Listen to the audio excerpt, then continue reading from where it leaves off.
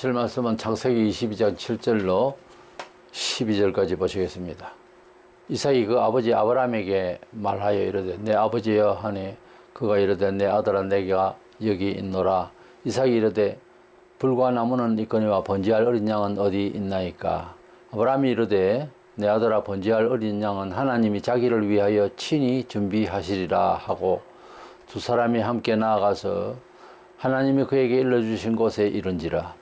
이에 아브라함이 그곳에 제단을 쌓고 나무를 벌려놓고 그의 아들 이삭을 결박하여 제단 나무 위에 놓고 손을 내밀어 칼을 잡고 그 아들을 잡으려 하니 여호와의 사자가 하늘에서부터 그를 불러 이르시되 아브라함아 아브라함아 하시는지라. 아브라함이 이르되 내가 여기 있나이다 하며 사자가 이르시되 그 아이에게 네 손을 대지 말라. 그에게 아무 일도 하지 말라. 네가 네 아들 네 독자까지도 내게 아끼지 아니하였으니 내가 이제야 네가 하나님을 경외하는 줄을 아노라. 아멘.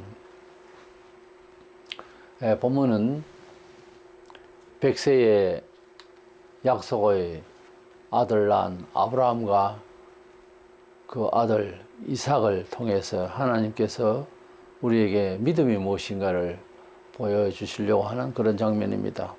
이삭은 아브라함이 약속받은 아이로서 백세에 기적적으로 낳은 아들입니다. 그 아들을 주시마 하실 때에 참 마음속으로 기쁘기도 하지만 있을 수 있는 일인가 하고 웃었습니다. 사라도 그랬고. 근데 이 아이를 낳게 정말 되었고, 근데 그 이삭이 청소년으로 건장하게 컸을 때에 하나님께서 이제 아브라함에게 그 아들을 제물로 바치라 이런 명을 받았습니다. 하나님께서 그런 계시를 하실 때에 아브라함에게 인성적으로 생각하면 아내와 의논하거나 아들과 셋이서 그런 의논을 할 만한 상황은 아니지만 그 말이 있어야 될 것 같은데 전혀 그런 의논 상의도 없이 새벽 일찍 아들과 그리고 나무를 가지고 이제 하숫들과 함께 그 산 아래까지 갔다가 그게 집안의 하숫들은 일단 여기 머물라 하고 아브라함이 아들 이삭에게 그 땔감 나무를 이제 번제단에 쓸 나무를 짐지우고 올라가는 과정입니다. 그리고 그 과정에서 이삭이 번제할 드릴 나무는 여기 있는데 번제할 양이 어디 있습니까? 제물이 어디 있습니까? 이렇게 말할 때에 아버지가 번제할 양은 하나님 미리 준비하실 것이다. 그렇게 애들로서 답을 하고, 그리고 이제 단을 쌓고 아들을 결박하여 묶었다 이 말이죠. 꼼짝 못하게 묶어놓고 칼을 들어서 잡아서 마치 짐승을 제사를 드리듯이 그렇게 했을 때에 정말 주의 사자가 나타나서 손을 말리면서 그에게 손대지 말라, 아무 일도 하지 마라. 그렇게 이제 만류를 하고 이제 주어진 말은 네가 독자까지도 약속의 아들입니다. 그것도 백세에는 독자까지도 아낌없이 하나님 앞에 드리려고 하니 과연 너는 하나님을 경외하는 사람인 줄 알겠다 하는 이런 감동의 메시지를 줍니다. 우리는 이런 가운데서 주목하고 싶은 것은 아버지 아브라함의 아버지의 그 심정, 아들을 이해하는 심정도 깊은 종교적 철학, 그런 또 믿음의 내용을 봐야 되겠지만은, 그래서 아버지와 함께 올라가서 자기가 제물이 되게 된 이 내용 앞에 이삭이라는 이 아들을 주목하여 보려고 합니다. 성경에 여러 사람이 한 3만 명의 사람이 기록되어 있다는데 그 중에서 에녹은 300년 동안 하나님과 동행하다가 그냥 하늘로 올라가 버렸다고 이렇게 되어 있습니다만은, 그래도 인생사를 살아가는 이런 과정이 내용이 있는 사람으로서 표현된 사람 중에 이삭만큼 편안하게 세상을 살다 간 사람이 없습니다. 그래서 가장 편히 살다가 간 사람, 이런 주제로 말씀을 나누고자 합니다. 먼저는 이 이삭은 어째서 일생을 편안하게 행복하게 잘 살 수 있었을까? 첫 번째 생각하는 것은 본문의 내용에서 살펴볼 때 하나님께 제사를 지은 것 같으면 예배를 아주 사랑하는 사람이었다라고 볼 수 있습니다. 물론 어릴 때부터 아버지 곁에서 아버지께서 드리는 제사의 시간도 많았고, 아버지가 하나님을 얼마나 사랑하시는지 때때로 처자식보다 하나님을 더 사랑하심을 아주 옆에서 잘 보고 깨우치고 그랬을 겁니다. 다 아버지의 믿음의 행위에 대해서 긍정적인 생각을 가지고 그런 믿음을 전수받는 과정이 있었으리라 믿습니다. 이래서 그런 이제 아버지와 함께 제물 드리는 걸 좋아하고, 즉 예배를 좋아하는 그런 사랑하는 마음이 충분히 있기 때문에 아침 일찍 붙들고 산에 올라가서 제물을 드리자 이랬을 때 얼마나 기뻐하겠습니까? 예배를 즐거워한다는 것은 하나님을 그렇게 사랑하는 상징적인 생활 패턴이고 정서입니다. 성도가 되어서 또는 믿음이 좀 부족하더라도 예배를 사랑하고 교회를 사랑하는 것은 대단히 신앙에 중요합니다. 생각이 많고 뭐 철학적이고 교육적이고 다 그 소용없어요. 그걸 많이 알고 박사하고 책을 지어낸다고 해서 하나님을 사랑할 수 있는 것까지는 아니에요. 그렇다는 거지. 그리 이론과 현실은 다릅니다. 더더구나 양심은 더 달라요.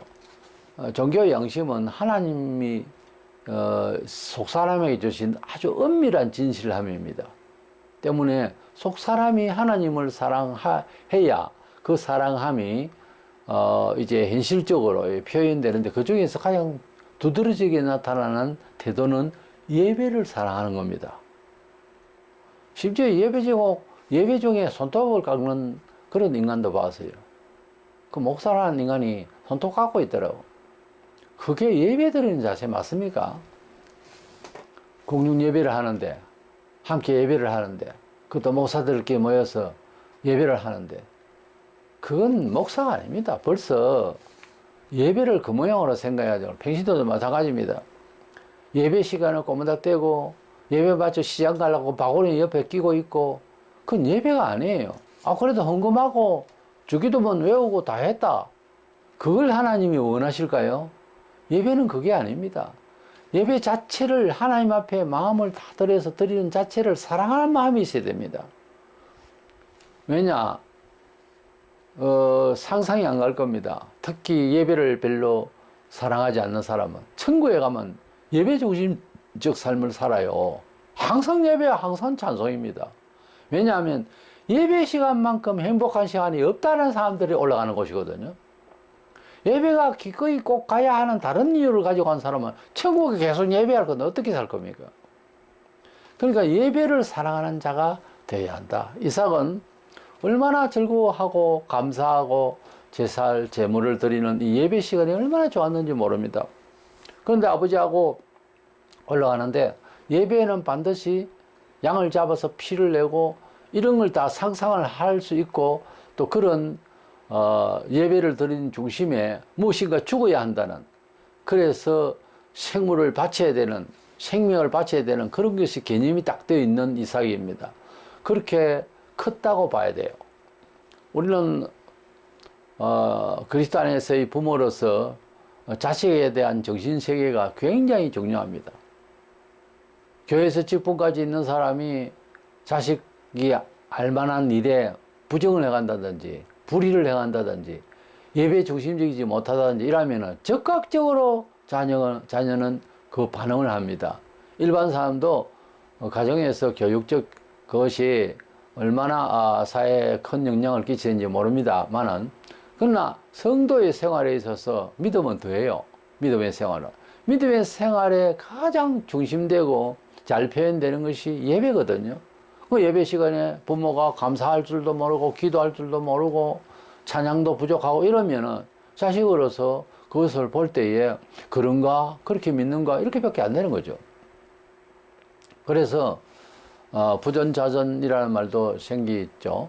우리 성도는 믿음을 전수하고 믿음이 무엇인가를 사상적인 내용을 확실하게 이제 심어주지 않으면 부모로서 자식을 교육을 바로 했다고 볼 수 없어요. 돈을 물려주는 것보다 신앙적 사상과 하나님과의 관계에 대한 내용을 유산으로 남겨주는 것이 대단히 중요합니다. 그래야 자손 계속해서 그 믿음의 내용을 전달하면 우리 삶이 사실은 삶 자체가 예배적 삶을 살아야 되거든요. 그리고 예배의 정규적 시간을 충실히 가져야 되고 그것을 보여줘야 후대가 다 하나님 앞에 은혜를 받을 수가 있습니다. 이래서 이삭은 예배를 너무 사랑했기 때문에 아버지께 질문을 합니다. 그 예배를 사랑하지 않아하고 제사를 별로 사랑하지 않아하고 이런 아이 같으면은 뭐 지게 나무나 지고 그냥 꾸역꾸역 올라가는 그 모습만 있겠지만은 그러나 올라가다가 7절에 묻습니다. 이삭이 이르되 불과 나무는 있거니와 번지할 어린 양은 어디 있나이까? 이거는 걱정하는 뜻이고 이것은 예배의 완전한 순종과 믿음의 표현을 하기 위한 여러 가지 생각을 하면서 이 가장 중요한 번지할 어린 양이 없다는 거예요. 그냥 양 아니고 번지할 어린 양, 태워서 죽일 제물을 드릴 양이 어디 있느냐 하는 이 심정은 어떤 이런 뜻입니다. 하나님 앞에 제물을 드릴 때에 제사를 드리는 심정의 제주가 먼저 죽은 마음, 먼저 하나님 앞에 드려지는 마음이 없이는 이렇게 말하지 않습니다. 그렇게 드리고 싶은 마음이 있기 때문에 양은 도대체 어디 있지? 드려야 되는데 이런 걱정을 하는 거예요. 예배에 얼마나 충실하고 싶고 하나님께 얼마나 감사하고 싶고 얼마나 희생의 제사를 드리고 싶은지 간절하기 때문에 이 질문을 하는 거예요. 그냥 올라갈 수도 있는데 석간이 예배 드릴 때 제물을 드리는 그 내용을 너무 잘 알고 익숙해 있기 때문에 당연지사로 이제 묻는 거예요. 아브라함이 이르되 내 아들아 번제할 어린 양은 하나님 자기를 왜 친히 준비하시리라 뭐 이렇게 눌러서 말씀을 하셨어요. 너가 사실은 오늘 제물이 되어야 된다 이렇게 말하는 것은 그것은 정직한 거는 정직하지만은 이것은 하나님 앞에 진실된 고백이 아니거든요. 참된 진실은 그렇게 말하는 것이 아닙니다. 이렇게 애들로서 말해도 말은 바로 했거든요. 그러나 아들을 지금 죽이는 그 시각도 아닌데 미리 그렇게 말한다고 하는 것이 정서상 옳지도 않고요. 그걸 보면 아브라함이 아들 이삭이 나는 안 죽을래요 하고 도망갈까 이런 생각도 할 수 있는 거고요. 아브라함이 아들을 하나님 앞에 바치기 위해서 가진 마음이 자식보다 하나님을 더 사랑했다는 증명이 여기에 나옵니다. 뭐 잡고 하기 전부터 그렇게 대답해 주는 아브라함의 아비로서의 그 심정은 하나님께 더 가 있는 거예요. 자식을 비록 백세의 기적으로 받았지만은 또 언약의 백성으로서 분명히 이 아이는 죽일 일이 아니지만은 그러나 하나님이 원하시니까 자식이 혹시 반대하고 내려갈까봐 불만해하고 놀래가지고 내려갈까봐 그럴 수도 있거든요. 그러나 분명히 하나님이 준비하시리라 이렇게 그 믿음의 고백 안에는 너가 준비된 제물이다 하는 뜻도 포함이 되는 거죠. 그만큼 아브라함이 하나님을 더 사랑해서 답을 해주는 거예요. 예배를 사모하는 자들은 영생의 나라에 가서 줄곧 예배만 하고 싶어집니다. 하나님을 경외하고 하나님을 찬미하고 감사하는 시간, 예배 시간이 지겹다든지 그러면 천국 간다 해도 지겨울 겁니다. 우리가 예배 시간만큼 행복한 시간은 어디 있겠습니까? 뭔 걱정을 합니까? 예배 마치고 돈벌이를 가야 되겠는데 이 예배 빨리 마쳐야 내가 시장 가야 되는데 이 예배 마치고 내가 어디 여행을 가야 되는데 벌써 그것은 예배가 아니잖아요. 예배는 완전히 세상줄 놓고 하나님을 찬양하는데 지극정성으로 최선을 다할수록 나는 행복해 하는 시간이 예배 시간입니다. 그래서 예배 시간에 임하는 자들은 하나님 앞에 회개와 이 모든 것을 다 하는 것도 원래 성실한 마음으로 하나님 앞에 나아가는 정신이겠지만 거기에 예배의 찬미의 내용을 이제 찬미의 제목을 붙인다면 난 참 지금 참 행복해 이런 주제로 노래를 했으면 좋겠어요. 하나님 앞에 나아가는 하나님 앞에 감사 제물을 드리고 하나님 앞에 어떤 감사의 어떤 각오를 하고 계획을 확실히 세우고 하나님께 영광 돌리고자 하는 그 즐거움과 의지가 충만한 곳에는 하나님이 함께 하시고 미래가 있습니다. 예배를 백날 드려도 구약시대에 벌받았게 예루살렘 성이 벌받게 된 것은 제물을 드리려 하는데 가장 쓸모없는 다리 절고 눈 멀고 이런 제물만 가져오고 형식적으로 하니 내 성전 문 좀 닫아버렸으면 좋겠다. 그렇게 하나님이 화나셨어요. 우리가 예배를 드릴 때도 할 수 없이 나오는 사람과 기쁨으로 나오는 사람은 발걸음이 벌써 표가 납니다. 모든 걸 준비하고 감사할 걸 다 준비하고 그렇게 나와야 그게 참 예배죠. 지금 이삭은 예배를 굉장히 사모하고 제사를 온전히 드리고자 하는 간절한 심정이 충만하기 때문에 올라가다 그것도 꼭대기 바로 앞에서 아닐 겁니다. 올라가면서 얼마 안 올라가서 바로 그 말을 물었지 싶습니다. 예배를 걱정하니까 재물을 걱정하니까요. 그게 얼마나 이삭의 마음에 아버지로부터 가족이 예배들 제사를 드리고 하는 것을 늘 익숙했고 당연시하고 거의 기뻤으면 이렇게 물었겠냐 그 말이에요. 그래서 저는 힌트를 볼 때 이 이삭이 산을 올라가면서 얼마 안 가서 바로 물었을 것이고 그래서 이제 아버지는 그렇게 둘러 설명을 해줬는데 여기에서 아버지의 신앙에 대한 놀라운 이제 순종의 신앙, 하나님께 감사하는 신앙, 모든 것보다 하나님을 처자보다 하나님을 사랑하는 모습을 우리가 읽어야 되겠지만 이 오늘 주제는 이 아들 이삭을 말하는 겁니다. 이삭이 이렇게 예배를 사모했다. 그랬기 때문에 그의 인생이 하나님의 은혜로 참 행복한 사람이었다 하는 근거를 보는 거고요. 두 번째로는 그가 이제 결박이 되어서 아버지로부터 이제 칼을 들고 이제 일반 제물을 드릴 때 아주 죽였어. 그래서 내장도 막 드러내고 이런 식으로 해가지고 태워서 죽여야 할 순서에 들어가게 됩니다. 그래서 그가 죽을 상황이 되어졌을 때에 성경을 앞뒤로 아무리 읽어봐도 그런 언지를 주는 내용이 있나 봐도 없습니다. 아버지 왜 이러십니까? 라든지 살려주세요 라든지 전혀 말이 없어요. 말을 할 수 없는 지경이기도 하지만 그는 그것을 받아들일 수 있는 마음의 준비가 되어 있었던 사람이에요. 왜냐하면 아버지가 그를 결백할 때부터 무슨 말이 있어야 되는데 내가 오늘 제물이구나. 그걸 알았을 거예요. 왜냐하면 일상생활을 하면서 아버지께서 주장하시고 하나님께 제물을 드리시고 또 태도를 취하시는 모든 것이 옳은 줄 믿었거든요. 하나님 앞에 바르다는 생각을 그대로 가지고 있었던 자이기 때문에 이삭이 아브라함을 말리지는 않았습니다. 말린 내용이 하나도 안 나와요. 우리 예배한다는 히브리 바라크라는 말은 찬송한다는 말로도 번역이 되는데 무릎을 꿇다 이렇게 되어 있어요. 그 예배를 한다는 말은 하나님 앞에서 어떤 항복을 뜻하는 거고 그래서 찬송도 우리의 고백이 하나님께만 오직 영광을 돌린다는 그런 뜻이 이제 중심이 되는 겁니다. 내가 무릎을 꿇었다. 무릎을 꿇었다고 하는 것은 상대에게 항복하는 의미도 있고 경건한 모드로서 공경을 하는 태도이기도 하고요. 무릎을 꿇는 것은. 그래서 바라크라고 하는 이 말은 하나님 앞에서 제사를 드리는 중심이 되라고 예배의 본래 뜻이 그래요. 찬송의 뜻이 그래요. 사실 예배하는 모든 절차에 찬송이 들어있지만은 사람이 어떤 의도를 전달하는 데는 글이 있고요. 그 다음 단계가 이제 곡조가 있는 노래가 있어요. 노래 다음에 더 뚜렷한 것이 뭐냐 하면은 몸짓이라고 해요.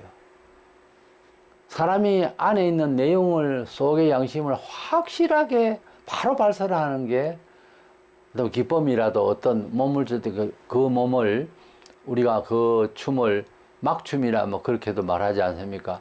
너무 두려워도 손을 휘저으면서 몸이 흔들거립니다. 그래서 언어가 있고 말이 있고 노래가 있고 춤이 있습니다. 그 중에서 가장 정확하게 표현되는 것이 춤이라고 해요. 행동으로 나타나는. 뜻이 더 많이 보이는 그런 몸짓. 그 바로 아래가 노래라고 합니다. 그래서 글보다 더 정확하게 말해야 되는 것이 말이고요. 글은 속이면서 쓸 수 있지만 말은 하다못해 윽박지르면 바로 말하게 돼 있는 그 글보다 말이고 말보다는 노래랍니다. 그러니까 기도의 내용을 이제 곡조에 맞춘 것이 사실 찬송이거든요. 그래서 찬송은 하나님 앞에 온전히 드리는 양심적 고백이 되어야 됩니다. 그 찬송 위에 더 확실한 것은 몸짓이라고 그래요. 그래서 예배한다는 말은 어쩌면 하나님 앞에 찬미하는 모습을 그런 패턴을 바꾼 겁니다. 그러니까 찬양과 예배가 바라카라는 말과 같이 쓰이는 거예요. 하나님 앞에 무릎을 꿇다는 거죠. 찬미할 때도 하나님 앞에 무릎 꿇고 찬양을 드리고 하나님 앞에 영광을 드리는 태도가 되어야 되고, 또 예배를 하는 전 자세가 하나님 앞에 무릎 꿇은 자세로 예배를 하나님께 영광을 돌리는 자세로 해야 됩니다. 찬양할 때나 하나님 말씀을 들을 때나 순서마다 모든 모습이 찬미하고 있는 모습, 이런 모습으로 해야 된다는 거예요. 찬미하는 가운데서도 하나님께 감사하는 양심적 고백이 보이는 가사요, 그런 표현이 돼야 된다 그 말입니다. 과거에는 예배 처소에 의자도 별로 없었습니다만은 60년대 이후로 후반부터 이제 의자가 들어가게 된 것은 처음에 전부 구부려서 예배했어요. 오히려 그때 그 시절이 좋았습니다. 조금 불편해도 구부려서 기도하고, 은혜 더 되면 가만히 평좌석을 있다가 평자로 있다가 그냥 이제 바로 감동이 되어서 그 자리에서 구부려도 되는 그런 마루에서 이제 예배를 했는데, 그 뒤로 하루 종일 신발 공장에 가더라도 의자에 앉거나 이래 하는 습관이 돼 있어서 교회에서도 이제 의자를 들려서 좀 편히 앉아서도 할 수 있지 않느냐 이래 가지고 들렸는데, 사실은 큰 관계는 없습니다만은 구부릴 수 있는 시간이 올 때 그 장의자를 놔놓고 나면은 내려와서 구부리는 사람도 있는데 좀 불편해요. 그래서 저는 교회당은 구약시대의 성전 개념하고 달라서 우리가 하나님 앞에 헌신하는 마음, 감사하는 마음, 예배 집중하는 마음이 되려면은 세속적으로 편한 자세를 의자를 앉아서, 또 그리고 편한 모든 시스템이 꼭 다 좋은 건 아니에요. 좀 불편하더라도 하나님께 온전히 드려지는 희생의 모습, 그런 것이 우리에게 더 유익해지는 것입니다. 그렇게 볼 때 의자를 낳게 된 그 이후로 다툼도 많았어요. 이게 하나님 앞에 구부려야지, 그 말이 맞는 말이에요. 원래는 의자를 들고 편안하게 앉아서 졸고 앉아있고 이게 맞느냐 하고 상당히 다툼이 많았습니다. 초기에. 그래서 하나님 앞에 무릎 꿇고 예배한다는 말이 틀린 말이 아니에요. 그게 사실은 원색적인 표현입니다. 참 예배의 본 정신이에요. 그래서 이 아들이 하나님 앞에 정말 이제 아버지가 죽이려고 하는 상황까지 갔을 때까지 아무런 반항이 없고 어떤 말이라도 없어요. 잘한다 못한다도 아니고, 이건 우리의 정서서가 보면 이러시면 안 됩니다 하는 내용에 가까운 말이 무슨 말이라도 잠시라도 나와야 되는데 억소리 하나 없어요. 그러니 이 이삭이라는 사람이 바보가 할 말을 잃었나? 이렇게 볼 수가 없고 순종을 해야 돼. 아버지의 그 순종을 그대로 받아서 예배는 이렇게 들어지는 거다. 나도 들어지는 거다. 아버지가 하나님께 받은 바 계시였겠다. 이걸 생각하지 않고는 거기에 어떤 식으로든지, 방금 올라오면서 재물은 어디에 있습니까? 물었고, 혀가 말린 것도 아니고 아주 칭칭 감을 때 결박할 때부터 그는 알았을 겁니다. 이삭은 너무나 마음이 아파서 그러나 아버지를 보면 눈물을 흘렸더라 라든지 아버지도 따라서 울었다든지 뭐 이런 내용이 인간적인 내용이 들어갈 것 같은데 전혀 내용이 없습니다. 이삭은 모든 아버지의 행동에 대해서 그대로 수용을 하고 하나님만 바라보고 있었던 것 아닌가. 적어도 그는 하나님 앞에서 이 상황에서 주께서 십자가에 돌아가실 때 아버지의 내 영혼을 받으시옵소서 하셨듯이 하나님 아버지, 우리 아버지께서 나를 이렇게 제물로 드리게 했었습니까? 아버지 뜻대로 하옵소서 라는 중심 아니고는 이렇게 몸짓이라도 흔들었더라, 말이 얼어붙었으면 몸을 흔들어서 안 죽을라 했더라 라든지 무슨 내용이 있을 때는 전혀 없거든요. 난 성경 읽으면서 여러 사람들의 뭐 다윗이 골리앗을 물맷돌로 이렇게 잡으러 가는 내용이라든지 여러 가지 상황들을 갈렙의 용기라든지 다 봤지만은 사람이 이렇게 의지가 대단한 사람이 있나? 어떻게 해서 이럴 수가 있느냐? 포기를 할 일이 따로 있지. 아버지에게 잡으려고 하는데 아버지께서 아무 말이 없다는 겁니다. 하나님 앞에 진심으로 하나님을 사랑하는 사람은 말을 많이 하면서 교회 충성 안 해요. 말이 별로 없습니다. 실질적으로 언어도 많이 발설하지 않아요. 꾸준히 충성만 합니다, 원래. 꼭 보면 하나님을 믿는 믿음이 문제가 있는 사람이 말이 많아요. 불만이 있고 자꾸 꾀를 부리고 변명을 많이 합니다. 그 이삭이 아무 말이 없습니다. 이것이 들어지는 사람의 태도예요, 원래. 하나님을 정말 제물을 드리고 제사를 드리고 예배를 참 사모하는 사람의 정신세계예요. 인간의 말을 전혀 안 하는 거예요. 그래서 아브라함이 이 아들을 바칠 때에 이렇게 순종하는 아들 이삭이기 때문에 어쩌면 가능했는지 모릅니다. 어떤 믿음을 가졌길래 이렇게까지 아들이 아무 소리를 안 했을까? 히브리 11장 19절에 그가 하나님이 능히 이삭을 죽은 자 가운데서 다시 살리실 줄로 생각한지라 비유컨대 그를 죽은 자 가운데서 도로 받은 것이니라.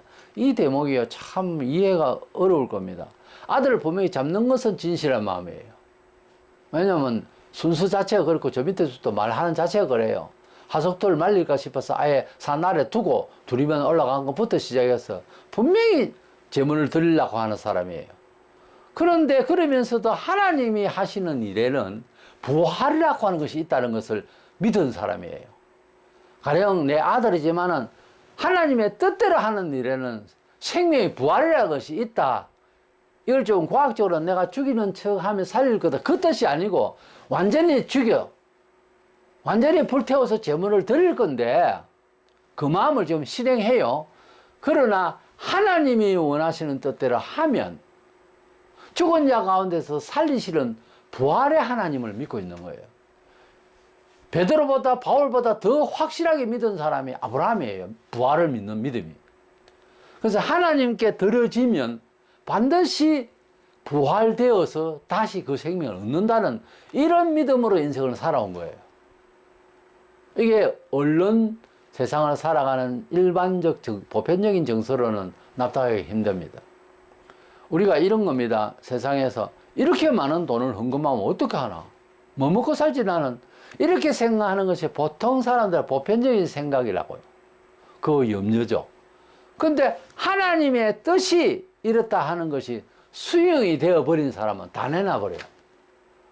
하나님께서 원하신다는 내 마음에 하나님을 사랑하는 마음이 지극해버리면 확 다 내놔버려요. 다 내놓고 나면 돌아갈 버스 차비도 없고 길바닥에 주저앉아야 할 상황인데도 불구하고 다 내놔버려요. 그게 가능하냐? 가능합니다. 하나님을 지극히 사랑하고 그 하나님의 큰 사랑을 깨닫게 되고 이해되어지면 뭘 감리라고 하나님께 감사 안 하고 반응이랍시고 하는 게 다 내놔버려요. 길바닥에 앉아도. 그게 초대교회의 사도가 말씀을 외칠 때에 그것을 깨닫고 형제들아 우리가 어찌 알고 가슴을 치고 큰 회개하고 난 뒤에 평소에는 가난한 사람 눈에 보이도 안 하는 사람들이 회개하니까 눈이 열려서 대부분 눈이 감겨져 있는 거예요. 우리 사람이 살아가는 의식 처세 이런 게. 눈이 확 열리니 가난한 사람이 눈에 보이는 거예요. 그래서 집에 있는 쓸만한 것들 싹 다 가져와서 필요한 사람 가져가라고 막 이렇게 하는 내용이 처음 복음을 들은 사람들에게 나타나는 현상을 사도행전에서 초두에 아예 보이잖아요. 그것은 강요나 기독교인이 살아가는 경제적 생활 판도나 이런 걸 그렇게 고쳐라 이 말이 아니고 자연스럽게 그렇게 되어지더라는 거예요. 그걸 진짜 공산화라고 할 수 있죠. 공산주의는 잘못됐지만 함께 먹고 살겠다는 거예요. 그 마음이 드는 거예요. 그게 바로 이웃을 내 몸처럼 사랑한다. 내 상황처럼 같이 여기겠다. 이거 아닙니까? 요즘 이웃을 내 몸처럼 사랑하며 사는 교인이 어디에 있어요? 잘못되어 있는 거예요. 지금 한참 잘못되어 있는 거예요. 목사가 돈을 더 착취하려고 하는데 뭐가 되겠습니까? 솔직히. 그래 이 세상에 지금 참 믿음이 있는가 하는 겁니다. 죽은 자 가운데서 살리심을 믿는 부활의 믿음 위에 그 믿음의 터 위에 자식을 지금 드리려고 하는 상황이에요. 그러니까 우리가 슬퍼 생각하고 마음 아파 생각하거나 근심될 만하거나 이해가 되지 않는 차원에서 아들 이삭을 잡는 행위가 아니란 말이에요. 어떤 면에서는 죽은 자 가운데 살리시는 하나님을 믿는 믿음으로 하는 행위에는요, 즐거움이라는 게 따라가는 거예요, 원래. 원래 긍정 마인드로 한다고, 이걸.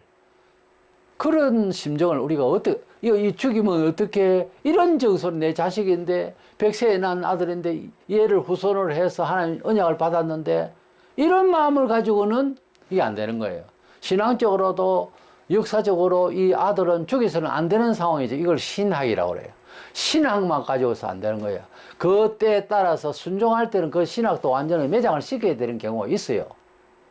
못 알아듣는 잘 들으시겠지만 신학도 결국은 이론적 철학이라고. 아무리 옳은 이야기라도 100세 난 아들을 죽일 수가 없다. 맞지요? 신학적으로 맞는 말이죠. 언약 신학이라고 할 수 있겠죠. 그러나 죽은 자 가운데 살리시는 하나님을 지금 믿고 행동할 때는 그 신학적 생각 없다고. 그게 아브라함이었어요.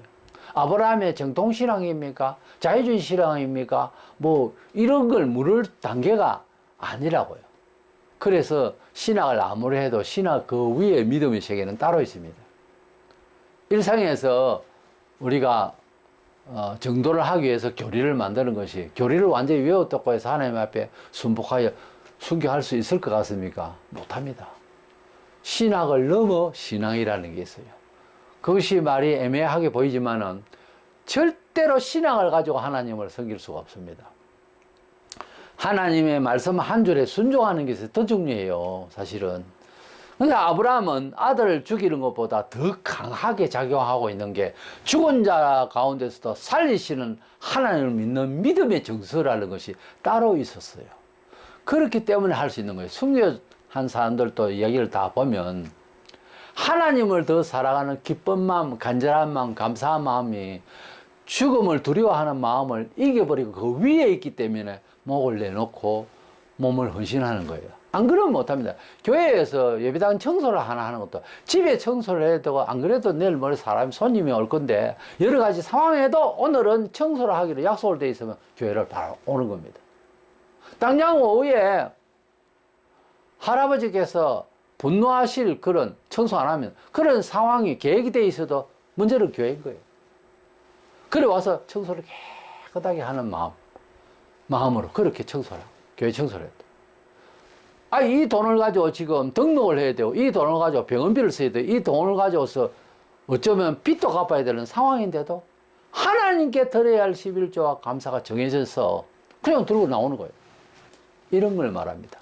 죽은 자 가운데서 살리시고 생명의 주인 되시고 경제의 주인 되신 하나님께 먼저 나가는 이 믿음, 이것은 죽은 자 가운데서 살리시는 믿는 믿음 가운데서 자식을 죽이려고 하는 그 아브라함의 정신세계. 그래서 신앙이라는 게 합리적으로, 이성적으로, 예의적으로, 도덕적으로, 윤리적으로 한마디로 이성적으로는 안 됩니다. 불가능해요. 하나님을 그렇게 사모하는 마음으로 오늘 예배를 통해야 내 존재라는 게 있다는 가득 채워진 예배 사랑하는 마음으로 주일날 교회를 나오는 거예요. 할 수 없이 나오는 게 아니고요. 그래서 주일날은 장사를 한다든지 뭐 또는 내가 뭐 먹고 사고 돈을 쓴다든지 상상도 하기 싫은 완전히 그런 모든 것을 줄을 끊고 하나님만 사랑하는 그런 마음으로 간절히 사모하는 마음으로 모든 주의 뜻을 헌무하고 인정하는 마음으로 그렇게 나오는 거예요. 예배를. 그렇게 아브라함 아버지 아브라함도 이삭도 순종하는 모습을 봅니다. 그래서 드디어 아들을 잡아가지고 이제 묶어서 들으려고 이렇게 칼을 들었을 때에 천사가 나타나서 그 손을 만류를 했습니다. 이렇게 하기까지 그 과정에 아들 이삭이 아무 소리 없었다는 것. 이것은 제가 표현을 하자면 순종함으로 죽음을 맛본 자로 나는 평가하고 싶습니다. 그가 순종하는 것은 종교적 윤리나 도덕 수준이 아니고요. 아예 죽음을 맛보는 거 아닙니까? 아들 이삭이 아무 말이 없었다는 것은 하나님 아버지께서 주신 믿음대로 행하고 있는 아버지의 그 믿음은 곧 내가 전수해야 할 믿음이다. 이걸 배우고 컸기 때문에 아버지가 칼을 들고 있는 모습도 이건 일상에서 뭐 보편적인 생활 패턴에서 우리 사람이 정서에서 있을 수 없는 일인데 이것을 받아들이는 것은 순교적 신앙 아니고는 할 수가 없잖아요. 번지할 어린 양이라 자기 입으로 말했잖아. 아, 내가 번지할 존재구나. 재물이구나. 이걸 순교적 신앙이 아니면은 이삭도 가만히 있을 수는 없는 일이잖아요. 그래서 이삭은 순종함으로 완전히 죽음을 맛보한 자입니다. 그러나 이삭을 죽이려고 할 때 칼을 탁 손목을 잡고 천사가 만류를 해서 살아난 거죠. 그러나 그는 이미 눈을 감고 그때는 죽음을 받아들이고 있는 순간이었을 겁니다. 눈을 부릅뜨고 있으면 아버지도 찌르기도 좀 못하겠죠. 그죠? 주여 내 영혼을 받으시옵소서. 아버지의 제물이 됨을 감사하나이다. 막 이런 마음 아니고는 어떻게 가만히 있나? 순종하는 믿음, 믿음의 바른 이해로서 완전히 죽음을 체득한 사람이에요. 완전히 한번 죽은 사람이죠. 이삭은. 죽이는 마음도 아버지도 우리가 얼른 이해하기 어려운 그런 순종심이지만은 여기에서 빛나는 신앙은 이삭이라고 나는 봅니다. 이삭은 그 죽음을 받아들이고 있는 거예요. 완전히 한번 죽은 사람이에요. 아, 이제 죽는구나. 우리가 때로는 삶을 살아가면 너무 큰 위험을 당했을 때 사람이 이렇게도 죽는구나 하는 경우를 경험한 사람도 가끔씩 우리가 볼 수 있습니다. 그렇지 않는 것도 복이지만은 그런 걸 통과한 사람은 정서가 좀 다릅니다. 한번 죽어본 사람은 달라요. 완전히 죽음의 현장에서 살아날 수 없는 지경. 막 엎드러지고 쓰러진 정도가 아니고 죽음이 도랬다. 총이 앞에 왔고 칼이 앞에 왔고 호랑이가 바로 앞에 왔고 그냥 뭐 몇 초 사이에 죽을 몸이 되었을 때는 거의 눈을 감았든지 완전히 낙담이 돼버리죠. 혼이 빠지듯이. 그것을 통과한 사람은 그런 일이 없었던 사람하고 많은 차이가 있습니다. 일생을 살아가는데. 죽는 마디가 있었던 사람, 환난을 잘 통과한 사람으로서 신앙생활을 하는 거하고 그저 하우스에서 자란 그런 꽃과 같은 그런 여린 마음하고는 차이가 많죠. 군대도 특수군대가 있습니다. 특수군대는 특수한 죽음을 통과하는 듯한 그런 특수훈련을 받아요. 그런 사람들과 일반 이제 병사와는 차이가 많죠.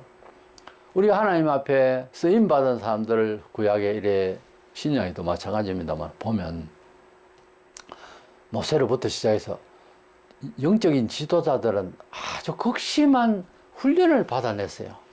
참 어려운 훈련을 받아요. 훈련 받아낼 수 있는 믿음도 하나님 주셔야 되지만은 굉장한 시련을 겪어야 그만한 노하우 생기고 그런 믿음이 생기는 거예요. 죽음의 강을 건널 수 있는 그런 다리에 힘을 주는 거예요. 이 이삭은 완전히 순종함으로 한번 죽은 사람입니다. 그런 경험을 한 사람이라고. 우리가 일생을 살아가는 데에서 여러 가지 철학이 있을 거예요. 열심히 살아야 된다. 뭐 교육받아야 된다. 경제활동했을 때 최선을 다해야 된다. 무슨 여러 가지 생각이 있을 거예요. 근데 그렇게 살면서 평안하리라 행복하리라 하고 가진 생각과 철학을 가지고 다 동원을 해도 예상대로 안 되고 세상은 밉게도 너무 열심히 살아도 허탈하고 너무 충격적으로 이제 죽기도 하고 사고도 당하고 이 세상에서 우리 노력과 열심과 무슨 교훈을 집에 써붙여 놓고 사원을 아주 거창하게 써놔도 그것이 행복의 기초가 안 돼요. 잘 안 된다고. 그럼 우리가 인생을 살아가는데 좀 더 행복하게 살고 싶어서 아파트 평수를 넓히고 위치를 바꿀 것이 아니라 우리 마음에 하나님을 향하는 불탄 감사의 마음이 있으면 어디서 살아도 하나님이 은혜를 주실 거예요. 이삭은 죽었다 살아난 거 마찬가지거든요. 그 이후에 이삭의 일생을 이렇게 성경을 읽어 내려가 보면 참 행복하게 살았던 사람이에요. 뭐 고난을 그렇게 받은 내용이 안 나와요. 그래서 모두가 다 이구동성을 그래요. 성경에서 가장 행복하게 편하게 사는 사람이 이삭이다. 근데 그 원인은요, 교회 오면 행복해집니다. 이게 전달되면 안 되는 거예요. 그 원인을 이야기해요. 이삭처럼 죽었다 살아나야 돼요. 하나님을 믿는 것은, 예수를 믿는 것은 사실은 무엇이 죽고 살아야 되거든요. 세상적인 경험과 세상적인 예상하는 염려되는 모든 것을 이겨내려고 하는 준비된 이 자신감, 이게 죽어버려야 돼요. 이것으로서 안 된다고 완전히 내려놓고 하나님의 뜻대로 나의 모든 의지가 죽으면, 이삭처럼 죽으면 다시 살리라, 이런 믿음을 가지려면요, 사람이 완전 변해야 됩니다. 교회에 나와서 내가 이렇게 생각하는데 내 생각을 도와주시고 잘되게 해주세요, 주로 이러고 있거든요. 그게 아니고 하나님의 법칙대로 살아서 내가 승리하리라 하는 것을 시작해야 그게 믿음입니다. 그래, 하나님 법칙을 알아야죠. 성경도 공부도 안 해, 예배도 잘 빠지니까 설교도 잘 못 들어. 그래가지고 무슨 하나님의 역사를 기대할 수 있겠습니까? 하나님의 뜻을 알아야 어떻게 자기를 컨트롤해 나갈 수 있는 기초는 되지만 뜻도 모르고 성경도 모르고 배우기도 싫고 듣기도 싫으면 뭘 하겠다는 거예요. 그래서 하나님은 잘되게 하시는데 그 전에 자아가, 세속적 자아, 모든 가치, 모든 수치, 예상을 깨야 됩니다. 그것도 없이 어떻게 하는데 하나님 뜻대로 생각을 시작하라고요. 하나님 뜻은 뭔데? 아브라함의 아들 이삭을 죽여서 제물로 바치려고 할 때 아버지 마음도 가져야 되고 순종하는 아들도 그 마음도 우리가 가져야 된다, 그 말이에요. 완전히 하나님 뜻대로 하기 위해서 처자를 완전히 멸시하다시피 모른 척하고 무조건 하나님의 뜻대로 고지고대로 아들을 제물로 바치려고 하는 행동이 시작되고 있는, 행동이 시도되고 있는 그 순종의 믿음은, 아브라함은 모든 것이 하나님께 있어서 하나님께 드리면 죽은 자 가운데서도 생명도 살린다는 그런 하나님으로 믿었다는 거예요. 이거는 철학을 떠나서 하나님을 믿는 믿음이 부활의 믿음을 가지고 있었다는 거지. 생명의 주인 되신 분에게 뭐 생명 달라고 하면 드려야지, 이거예요, 단순하게. 그리고 아들을 또 아버지가 하는 행동을 하루 이틀에 하고 늘 잘하면서 소년되기까지 늘 함께 동행하고 또 제사를 드리는 내용이 있기 때문에 아버지가 하고 있는 그 믿음의 행위가 옳다라고 전수를 받은 상태예요. 몸에 절여 있는 거예요. 그 제물을 드릴 때 잡는 것도 받고 피를 흘려가지고 드리는 것도 봤는데 그것을 하나님 잘 태워서 하나님 살찐 양을 드립니다. 그 옆에 보면서 저렇게 드리는 마음이요, 제조의 마음이 칼이 들어와서 갈라져서 하나님께 드리는 마음이 되지 않고는 그걸 계속 목격하면서 기뻐할 수가 없어요. 양은 양이고 나는 나다, 그래 안 돼 있단 말이에요.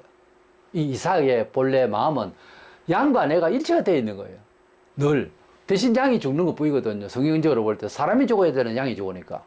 그래서 저렇게 제물을 드리는, 비록 제물이지만 하나님 앞에 간절한 심정으로 감사하는 마음으로 믿음으로 드린 거예요. 아, 그것이 이제 내가 본인이 제물이구나 하는 믿음을 가지고 순종한 거예요. 이러고 난 뒤에 그의 인생은 완전히 달랐습니다. 너무 행복하게 된 거예요. 우리가 신앙생활 하는데 출발은 같이 했어요, 가령. 근데 어떤 사람은 뭐 예를 들어서 너무 많이 앞서가고 있고 나는 좀 처진 기분이다 이럴 때 이 사이에서 인간적인 생각을 하면 안 돼요. 그냥 늦어도 깨닫는 것이 빠른 겁니다. 사실은 빨라지는 거예요, 자기에게만은. 이것은 나의 부족함이 있을 것이다 생각하고 하나님의 뜻을 더 묻는 게 훨씬 잘하는 겁니다. 그래서 인생을 돌이켜서 신앙생활에 대한 평가를 좀 해보실 법도 합니다. 왜냐하면 막무가내 교회만 다닌다 이래가지고 증명이 안 되면 안 되니까. 내가 좀 어려움이 와서 뭐 왜 어려움이 왔는지 그걸 남들에게 이야기할 것까지는 없는데, 다음에는 들을 기 있는 자에게는 한번 간증할 필요는 있지만 자기가 뭐 때문에 이랬는지 돌아봐야 돼요. 그래서 항상 반성하면서 앞으로 나아갈 수 있도록 하되, 하나님의 뜻대로 삶이 정말 나에게 생활에 실현되면 좋은 날이 오고 맙니다. 결국은 그걸 믿으셔야 돼요. 그것이 부활의 신앙이고 아브라함의 신앙이고 성경적인 믿음인 것입니다. 성경적인 믿음은 내가 가지고 있는 노하우, 철학과 감정을 갖다 도와주소서가 아니고, 나의 모든 처신과 생각과 계획을 하나님께 내놓고, 하나님 내가 이렇게 하려고 하는데 주의 뜻대로 되기를 원합니다.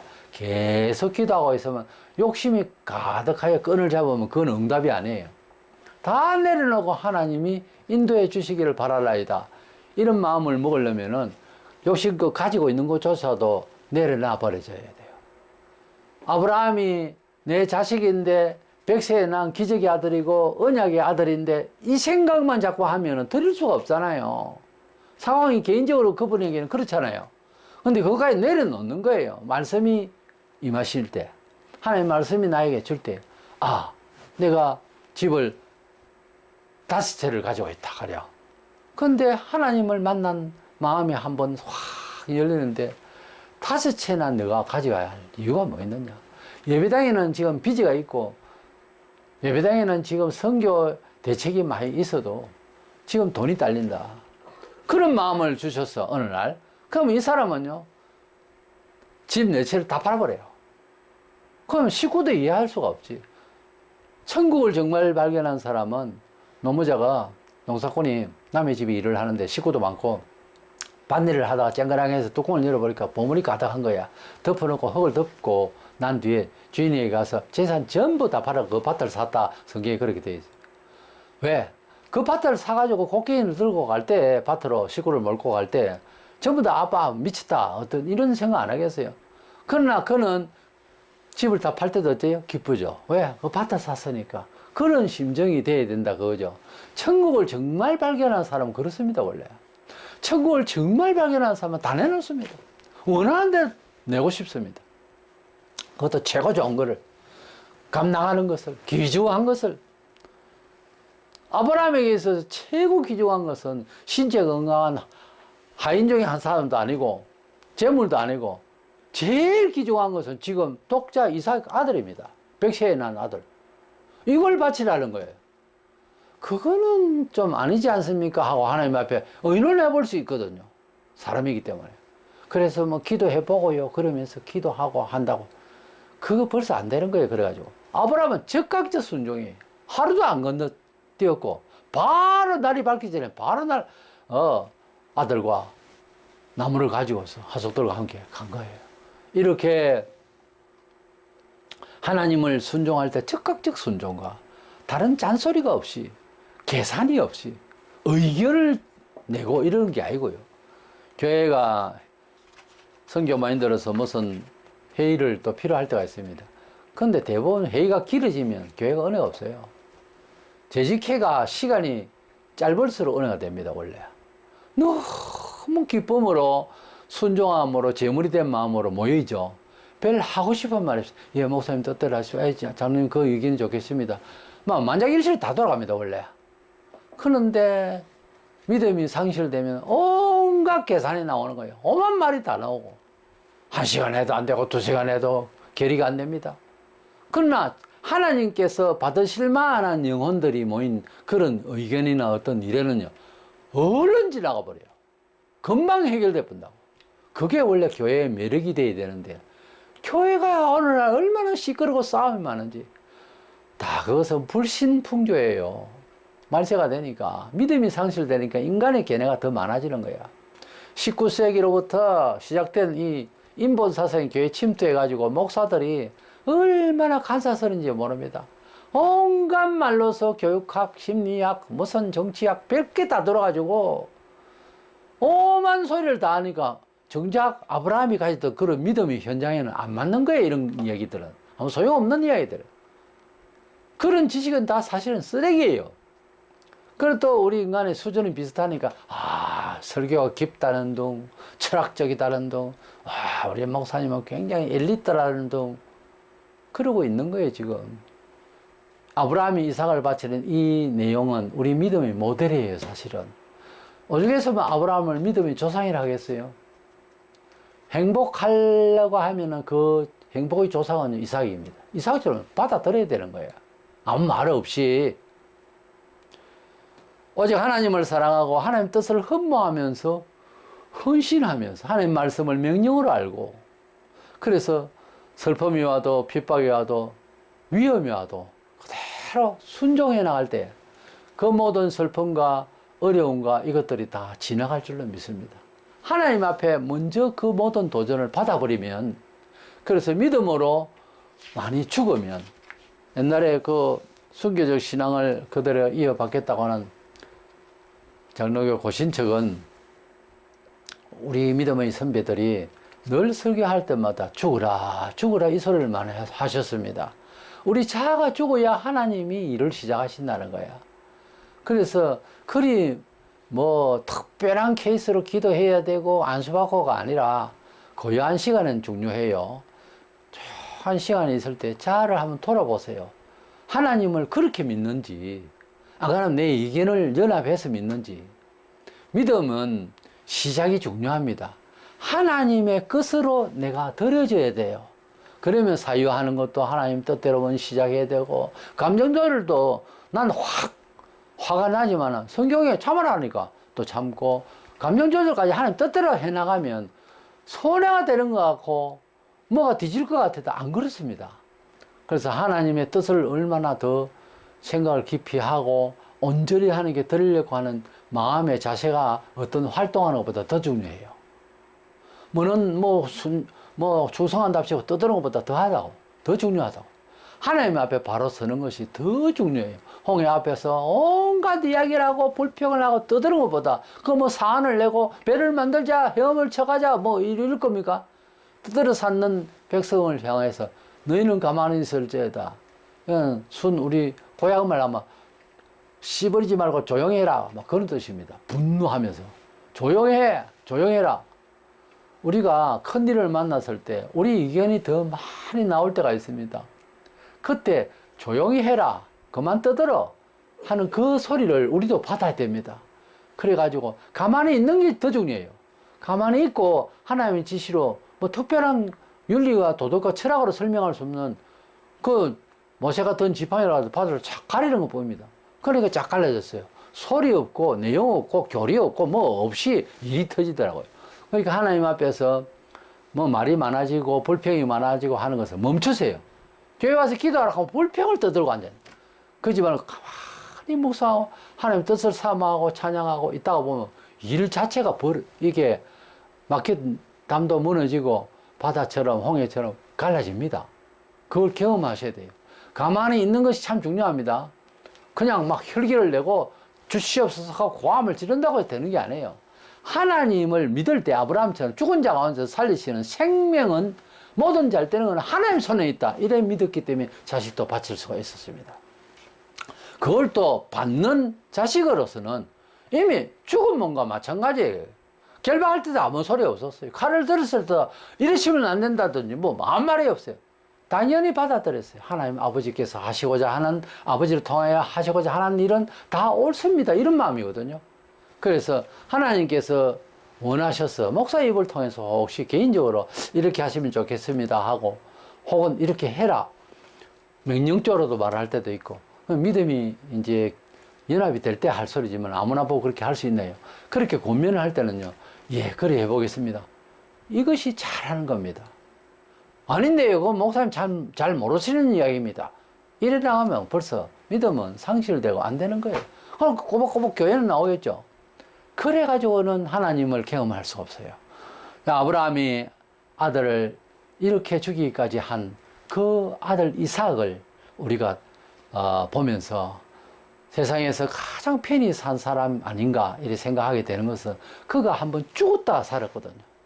우리들도 삶에 있어서 분노가 나고 참기 어렵고 도저히 따라갈 수가 없는 일을 나에게 줄 때, 하나님 아버지, 내 믿음은 부족하지만은 내게 말해주는 목사님이나 나의 가족이 말을 할 때, 아, 이것이 하나님을 사랑한 마음이 맞겠다고 어렴풋이나마 책에서나 본 것 같고 어렴풋이나마 생각이라도 나거든 순종을 하세요. 순종을 기왕에 할 바에야 아들 이삭처럼 꽁꽁 묶인 것처럼 주여 내가 여기 있나이다. 주의 뜻대로 하옵소서. 그 눈물 날 시간도 안 돼요. 굉장히 두렵죠. 불안하고. 그래도 순종을 탁 하고 나면 얼마 안 가서 엄청난 행복의 자유와 은혜가 넘치게 됩니다. 제발 그 경험을 마다 말고 기다리시면서 믿으면서 그래 순종하여서 이삭처럼 행복한 생애를 잘 맞이할 수 있는 저와 여러분 되시기를 주의 이름으로 축원합니다.